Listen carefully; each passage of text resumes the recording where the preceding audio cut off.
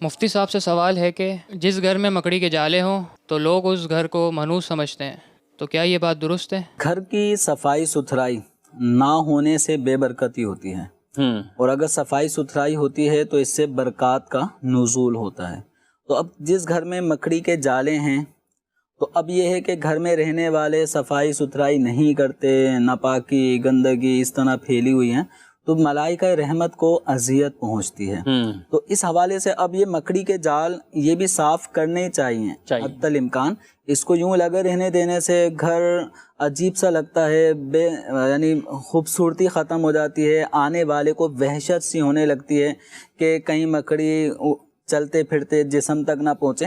تو یہ جو طریقہ کار اگر اس میں سستی اور کاہلی کا عنصر ہے تو یہ عمل درست نہیں ہے۔ مکڑی کے جال لگے رہنے دینا تو یہ بے برکتی کا ایک سبب علماء نے اس کو شمار کیا ہے۔ تو حتی الامکان اگر ایسا ہو تو مکڑی کو ویسے بھگا دیں، اور جب وہ چلی جائے تو پھر اس کے جالے کو صاف کرنے میں کوئی حرج نہیں ہے۔ اس گھر کو تو منحوس نہیں کہا جائے گا کہ یہ گھر مطلب نحوست والا ہے، اور اس گھر میں اگر ہم جائیں گے تو اس کی نحوست ہم پر طاری ہو جائے گی، تو کچھ نحوستیں ہمارے گھر تک بھی یوں پہنچ جائیں گی۔ نحوست کو بھی متعدد سمجھتے ہیں نا، کہ یہ مرضوں پہ تو امراض پہ تو گفتگو بہت ہوتی رہتی کہ مرض متعدی ہے کہ نہیں، تو اس طرح کی چیزیں بھی بعض اوقات وہ تو یہ نحوست کے حوالے سے اولاً تو اسلام ہی اس چیز کی نفی کرتا ہے کہ کسی شے کو منحوس سمجھنا اسلامی تعلیمات کے خلاف۔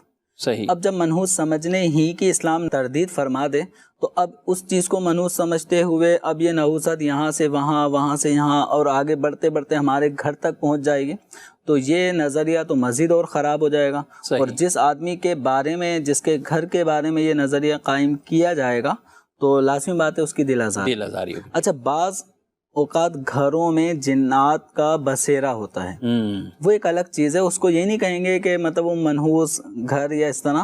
وہ جنات عمومی طور پہ ہر گھر میں ہوتے ہیں، واش روم ہر گھر میں ہوتا ہے، جبھی تو صاحب کیوں ڈرا رہے ہیں آپ؟ یعنی ہر گھر میں تو جنات اچھے برے ہر طرح کے یہ گھروں میں بھی ہوتے ہیں، گھروں کی چھتوں پر بھی ہوتے ہیں، لیکن اتنا ہے کہ جو دعا ہم پڑھ کے جاتے ہیں، اللہ تبارک و تعالیٰ کا ذکر ہوتا ہے، نماز پڑھی جا رہی ہوتی ہے، تلاوت ہو رہی ہوتی ہے، تو اس کی برکت سے ان کے ضرر سے، شرور سے بچ جاتا ہے، ان کے شر سے، ضرر سے آدمی محفوظ رہتا ہے۔ آیت الکرسی پڑھ کے سونا چاہیے، واش روم وغیرہ میں جانے کی دعا پڑھ کے جانی چاہیے۔